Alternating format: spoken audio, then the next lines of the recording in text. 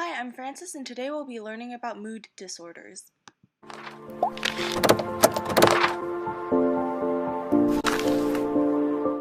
Mood disorders come in two forms: major depressive disorder, which is prolonged hopelessness and lethargy, and the lack of energy and enthusiasm, as well as bipolar disorder, also known as manic depressive disorder. And this is when a person alternates between depression and mania. So first we'll talk about major depressive disorder. Depression is often known as the common cold of psychological disorders. Anxiety is a response to the threat of future loss, while depressed mood is a response to past and current loss. So looking at major depressive disorder from an evolutionary perspective, some say that depression is sort of like psychic hibernation. It slows us down, diffuses aggression, and restrains risk-taking. Being diagnosed with major depressive order is usually when you show at least 5 signs in the last 2 or more weeks that aren't caused by drugs or a medical condition.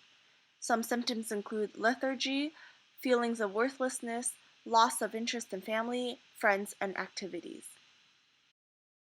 Bipolar disorder causes extreme mood shifts ranging from mania to depression. In the manic phase, people are often over-talkative, overreactive, elated, though easily irritated if crossed, and have little need for sleep. They show fewer sexual inhibitions, loud speech, they're flighty, hard to interrupt, find advice irritating, show reckless spending, and also use unsafe sex. Now we'll try to understand mood disorders from different perspectives. So first, looking at the biological perspective, we can look at genetic influences. So for example, sometimes mood disorders tend to run in families.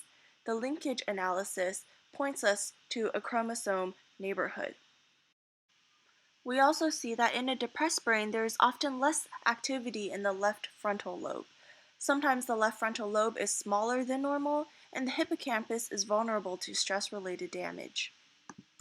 Depressed brains also often have less norepinephrine, which increases arousal and boosts mood. There is also less serotonin, and drugs that relieve depression tend to increase these two neurotransmitters by blocking either their reuptake or their chemical breakdown. From a social cognitive perspective, self-defeating beliefs and a negative explanatory style feed depression's vicious cycle. Negative thoughts and negative moods interact, so self-defeating beliefs may arise from learned helplessness. From this perspective, some people are depressed and some aren't by the same event because it could depend on their explanatory style, who or what they blame for their failures. For example, state, global, and eternal could lead to depression, while temporary, specific, and external could lead to successful coping.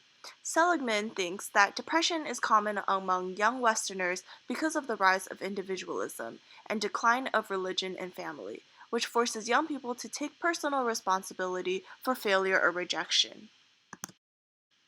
Depression's vicious cycle goes like this.